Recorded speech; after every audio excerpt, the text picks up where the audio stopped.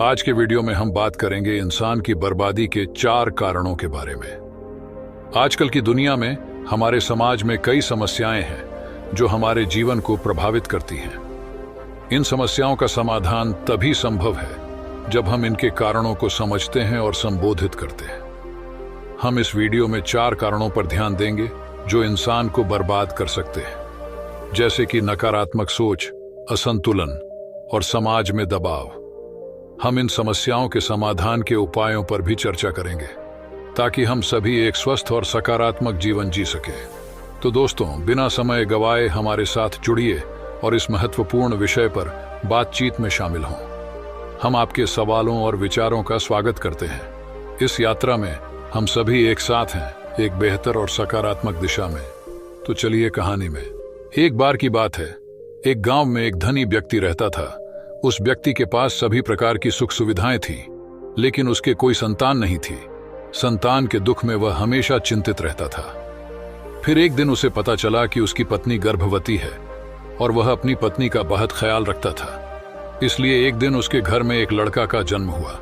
पुत्र जन्म होने से व्यक्ति बहुत खुश हुआ, कोई कसर नहीं छोड़ी। पुराने समय की बात है, नगर में रहने वाला सवल नाम का एक लड़का अपनी जिंदगी से बहुत निराश था। उसकी निराशा का कारण ये था कि अब वह कुछ भी नहीं कर रहा था। उसके माँ बाप उसे ताने मारते कि तेरे सारे मित्र कुछ न कुछ कर रहे हैं, लेकिन तू अभी भी घर में बैठा हुआ है। मित्रों के बीच भी अक्सर उसका मजाक ही बनता।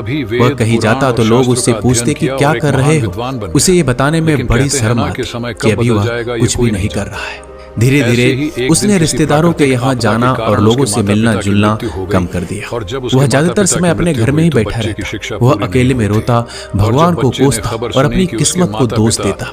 अब उसे अपनी जिंदगी बोझ सी लगने लगी थी। कभी कभी वह सोचता कि जब वो कुछ करने के लायक ही नहीं है तो फिर उसे जिंदा रहने का क्या फायदा, उसे तो मर जाना चाहिए।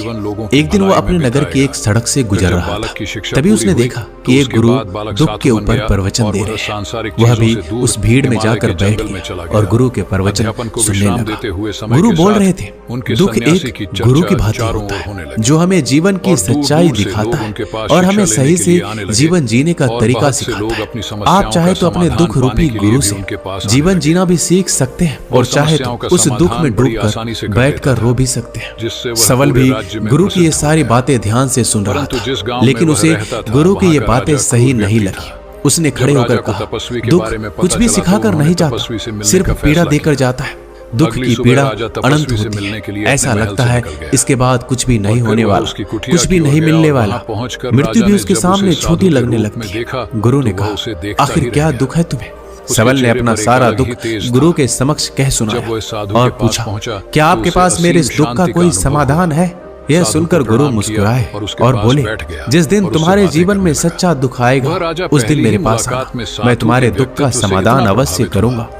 इतना कहकर गुरु वहां से चले गए। सवल ने सोचा, क्या मेरा दुख सच्चा नहीं है? क्या जिस दुख से मैं गुजर रहा हूँ वो झूठा है? कोई भी मेरे दुख को नहीं समझता। जब माँ बाप ही नहीं समझ पाए तो गुरु क्या समझेंगे?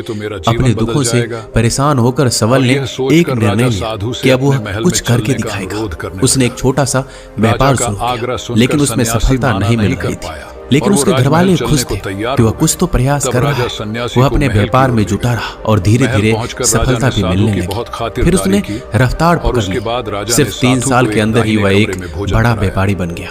अब सवल के चारों तरफ ऐसे बहुत से लोग थे जो उसकी चिंता करते थे, उसे पसंद करते थे, उसके काम की प्रशंसा करते थे। अब उसके घरवाले भी उसकी प्रशंसा करते थकते नहीं थे। दिन प्रतिदिन उसके मित्रों की संख्या बढ़ती जा रही थी।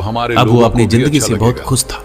उसके कुछ मित्रों ने उसे सलाह दी कि जब तुम बड़े व्यापारी बनकर इतना खुश हो तो सोचो, अगर तुम इस नगर के इस राज्य के सबसे बड़े व्यापारी बन जाओगे तो तुम्हारे पास कितना सुख होगा, कितने लोग तुमसे जुड़ना चाहेंगे, तुम्हारा कितना यश फैलेगा। स्वयं राजा भी तुमसे मित्रता करना चाहेंगे और जरूरत पड़ने पर तुमसे धन उधार लेंगे। मित्रों की यह बात सवल के मन में घर कर गई। अब उसने और भी धन कमाने का प्रयास शुरू कर दिया, लेकिन उसे यह सब अब जल्दी चाहिए था। वह सब कुछ प्राप्त करने में अपना ज्यादा समय बर्बाद नहीं करना चाहता था, इसलिए उसने ऐसे भी कार्य करने शुरू कर दिए जो उचित नहीं थे। उसने बड़ी मात्रा में अपने मित्रों से उधार लेना शुरू कर दिया। ज्यादा मुनाफा कमाने के लालच में अपने सामान में मिलावट करने लगा। उसने दूसरे व्यापारियों के खिलाफ षड्यंत्र भी रचे। उसने डराया, धमकाया, जैसा जैसा उसका मित्र कहते गए वही करता गया। वह इन तरीकों से ज्यादा धन तो कमा रहा था, लेकिन अब उसके जीवन में सुकून नहीं था। उसके मन की शांति गायब हो गई थी। उसे रातों में नींद नहीं आती थी। वह किसी उधेड़ बुन में लगा रहता था। सुख साधन की सारी वस्तुएं होने के बाद भी उसे किसी में सुख नहीं मिल रहा था। एक दिन सबल अपनी बग्गी में सवार होकर कहीं जा रहा था। तभी रास्ते में उसे गुरु का आश्रम दिखा। वह रुक गया। वह गुरु के पास जाकर बोला, गुरुदेव, आपने कहा था जब तुम्हारे जीवन में सच्चा दुख आए तब मेरे पास आना। मैं अब बहुत ही दुखी हूँ। मेरे रातों की नींद गायब हो गई। मुझे कहीं सुकून नहीं मिल रहा। इस तरीके से सबल ने अपनी सारी समस्या गुरु के सामने कह सुनाई। गुरु ने कहा, जब तुम मुझसे पहली बार मिले थे तब भी तुम किसी दुख में थे। तुमने उस दुख से क्या सीखा? सबल ने कहा, मैंने सीखा कि सिर्फ सोचने और चिंता करने से कुछ नहीं होता। अपनी सोच को सच करने के लिए कर्म करना पड़ता है, और सिर्फ कर्म करने से भी कुछ नहीं होता। अपने कर्म को अंतिम पड़ाव तक ले जाना भी आवश्यक होता है। चाहे रास्ते में कितनी मुश्किलें आए, मन कितना ही निराश, कितना ही लगे कि अब आगे कुछ नहीं होने वाला है, तब भी ये मानकर चलो कि मैं जो कर रहा हूँ उसमें मैं अवश्य सफल हूँगा। लोग सिर्फ सफल व्यक्ति को सम्मान देते हैं, फिर चाहे कोई कितना अच्छा क्यों ना हो, वह लोगों की नजरों में बोझ ही होता है। यह सब सुनकर गुरु मुस्कुराए और बोले, यह असली दुख नहीं है। जब तुम्हारे जीवन में असली दुख आए तब मेरे पास आना, मैं उसका समाधान अवश्य करूंगा। सबल ने जाते समय गुरु को सोने के सिक्कों से भरा एक घड़ा भेंट किया। घड़ा देखकर गुरु ने कहा, ये मेरे किसी काम का नहीं, इसे उस पेड़ के नीचे गड्ढा खोद कर दफना दो। सबल ने गुरु के कहे अनुसार घड़े को पेड़ के नीचे दफना दिया और वहां से चला गया। कुछ दिनों तक व्यापार अच्छी तरक्की कर रहा था, लेकिन गलत व्यापार की वजह से धीरे धीरे उस व्यापार में घाटा होने लगा। उसकी सारी धन संपदा धीरे धीरे खत्म होने लगी, और एक दिन ऐसा आया जब उसके पास कुछ भी नहीं बचा और वह कर्जे से लद चुका था। लेकिन वह निश्चित था, क्योंकि उसने सारा कर्ज अपने मित्रों से ही लिया था। वो सोचता था कि उसके मित्र बुरे समय में उसका साथ देंगे, लेकिन ऐसा कुछ भी नहीं। बुरा समय आते ही मित्रों ने अपना उधार मांगना शुरू कर दिया। उधार वापस न मिलने पर जान से मारने की धमकी भी दी। उसके चाहने वाले सब उससे दूर हो गए। उसके वो मित्र जो उसके साथ मौज मस्ती करते थे अब उससे दूर भाग गए। उसके परिवार वाले उसके गलतियां और कमियां गिनाने लगे। उसकी सारी संपत्ति नीलाम हो गई। उसके पास कुछ भी नहीं बचा। उसने अपने पिता से सहायता मांगी तो पिता ने कहा, मेरे पास ये थोड़ी सी संपत्ति है, अगर मैं ये भी तुम्हें दे दूंगा तो मैं तुम्हारी माँ को कहाँ रखूंगा? ये संपत्ति हमारा आखिरी सहारा है। सबल के भीतर बहुत गहरा दुख था। उसके आसपास कोई नहीं था जो उसके दुख को समझ सके, उसे संभाल सके। लोगों से मिले इस धोखे और विश्वासघात की वजह से वो अंदर तक टूट गया। उसे लगने लगा कि अब जीने का क्या मतलब, अब तो मृत्यु ही एकमात्र सहारा है। वो आत्महत्या करने के लिए पहाड़ी की तरफ जा रहा था। तभी उसे याद आया कि गुरु ने कहा था, जब तुम्हारे जीवन में असली दुख आए तब मेरे पास आना। सबल गुरु के पास गया और अपना सारा दुखड़ा उन्हें सुनाया। आंखों में आंसू भरकर बोला, मेरे इस दुख का समाधान कीजिए गुरुदेव। गुरु ने कहा, जब तुम्हारे जीवन में असली दुख आए तब मेरे पास आना, मैं उनका समाधान अवश्य करूंगा। सबल ने कहा, क्या अभी जो मेरे जीवन में घट रहा है क्या वो दुख नहीं है? आखिर असली दुख होता क्या है? गुरु ने कहा, सबसे पहले तुम मुझे ये बताओ, इस दुख से क्या सीख मिला?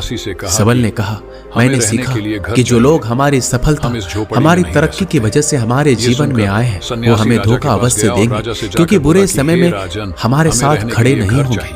वह केवल अच्छे समय में हमारा फायदा उठाएंगे और बुरे समय में छोड़कर चले जाएंगे। भरोसा केवल उन्हीं लोगों पर करना चाहिए जो हमारे बुरे समय में, असफलता के समय में हमारे साथ खड़े रहते हैं। लेकिन ऐसे लोग बहुत ही कम होते हैं, पर जिसके पास होते हैं उनकी कद्र करनी चाहिए, उनका अपमान नहीं करना चाहिए। मैंने ये भी सीखा कि कभी किसी के खिलाफ षड्यंत्र नहीं रचना चाहिए, ईमानदारी और धैर्य के साथ काम करना चाहिए और कभी लालच नहीं करना चाहिए। अपना सारा दुख और अनुभव बताने के बाद सबल आंखों में आंसू भरकर गुरु के सामने बैठा। थोड़ी देर बाद गुरु उठे और उस पेड़ के नीचे गड्ढा खोद कर वह घड़ा बाहर निकाला जो सोने के सिक्कों से भरा हुआ था और उसे सबल को दे दिया और कहा, तुम्हारे जीवन में असली दुख आए तब मेरे पास आना। सबल ने गुरु को धन्यवाद दिया और प्रणाम कर वहां से चला गया। उसने उस धन से एक छोटा व्यापार शुरू किया। अब वह एक छोटा व्यापारी बनकर खुश था। अपनी पूरी लगन और ईमानदारी से व्यापार किया।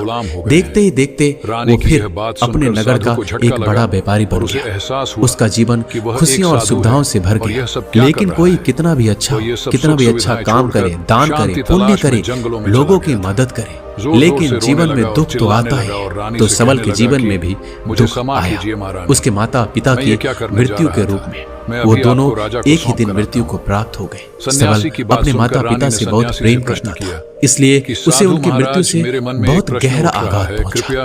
उन दोनों के पार्थिव शरीर को शमशान घाट में गया। वहां उनकी अंतिम क्रिया की गई। वहां उसने अपने माता पिता के शरीर को जलते हुए देखा तो उसका मन बेचैन हो गया। उसके अंदर बहुत से प्रश्न उठने लगे। वह घर वापस आया तो अपने माता पिता के घर और संपत्ति को देखा जिसके लिए उसके माता पिता हमेशा लड़ते रहते। आज वो लावारिस पड़े। आज उसकी देखरेख करने के लिए उसके लिए लड़ने वाले इस दुनिया से चले गए। उसके पिता ने जो भी कमाया था, जो भी बनाया था, सब कुछ यहीं रह गया था। एक दिन पहले किसी से भी अपनी संपत्ति के लिए लड़ जाने वाले उसके पिता आज इस दुनिया से अलविदा हो गए थे। उसका मन इसी तरह के अनेक विचारों के भंवर में फंसा हुआ था।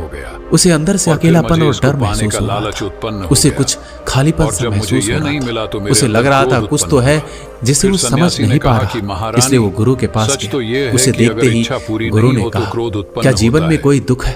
तो सबल ने कहा, वैसे तो जीवन में कोई दुख नहीं है गुरुदेव, सब सुख, सब अच्छा चल रहा है, लेकिन आज मेरे माता पिता की मृत्यु हो गई। इस घटना ने मेरे मन को बेचैन कर दिया है। गुरु ने कहा, इसमें दुखी होने वाली कौन सी बात है? एक दिन तो सभी के प्रियजनों को मरना ही है। हमेशा जीवित ना तो कोई रहा है ना कोई रहेगा। एक दिन तो तुम्हें मरना ही है। हो सकता है कल ही मर जाओ या आज भी मर सकते हो। सबल ने कहा, ये आप क्या कह रहे हैं गुरुदेव? मैं भी मर जाऊंगा, पर मैं तो अभी जवान हूँ। गुरु ने कहा, इसी भ्रम में तो सभी जी रहे हैं कि मृत्यु दूसरों को आती है, बुढ़ापा दूसरों को आती है, लेकिन बूढ़ों के सामने ही जवान मर जाते हैं, बच्चे मर जाते हैं। मृत्यु का किसी उम्र से कोई संबंध नहीं, ये तो सबको अपना ग्रास बना लेती है। गुरु की ये बातें सबल के मन में घर कर गई। वो चुपचाप वहां से चला गया, लेकिन उसका मन अब भी बेचैन था, अब भी अशांत था। वह कुछ खालीपन सा महसूस कर रहा था। वह पूरे दिन अपने बारे में सोचता रहा कि वह इस दुनिया में क्यों आया। क्या सिर्फ चीजों को उपयोग करना और मरना ही जीवन का लक्ष्य है? ऐसे बहुत से प्रश्न उसके मन में लगातार उठ रहे थे, लेकिन उसका उत्तर नहीं मिल पा रहा था। उसका दुख दिन प्रतिदिन बढ़ता जा रहा था। कुछ दिनों बाद वह फिर गुरु के पास पहुंचा और बोला, गुरुदेव, मैं बहुत दुखी, मैं ये नहीं जान पा रहा हूँ कि मैं कौन हूँ, इस दुनिया में क्यों आया। ये सुनकर गुरु मुस्कुराए और बोले, आज पहली बार तुम्हारे जीवन में सच्चा दुख पैदा हुआ है। वास्तव में यही वो दुख है जो दुख कहलाने के लायक है, कि हमें पता नहीं कि हम कौन हैं, क्यों आए हैं, क्या करना है, कैसे करना है। सबल ने कहा, गुरुदेव, मेरे इस दुख का समाधान कीजिए। गुरु ने कहा, हम सभी इंसान जीवन भर क्या इकट्ठा करते हैं? सबल ने कहा, हम सभी इंसान जीवन भर धन, संपत्ति, मान, सम्मान, परिवार, मित्र, शत्रु, पद, प्रतिष्ठा, यही इकट्ठा करते हैं। गुरु ने कहा, क्या इन इकट्ठा हुई सभी चीजों से एक भी चीज साथ ले जाया जा सकता है? सबल ने कहा, नहीं गुरुदेव, इनमें से कुछ भी साथ नहीं ले जाया जाता। मेरे माता पिता के साथ कुछ नहीं गया, सब कुछ यही छूट गया है, परिवार, संपत्ति, सब कुछ। तो गुरु ने कहा, अब मेरी बातों को ध्यान से सुनना। इस दुनिया में हमें जो इकट्ठा करना है वो हम इकट्ठा करते नहीं। चीजें जो हमारे सामने होती है लेकिन हम उन्हें देखने का प्रयास नहीं करते। इस दुनिया में हमें जिस चीज को इकट्ठा करना है वो हम खुद हैं।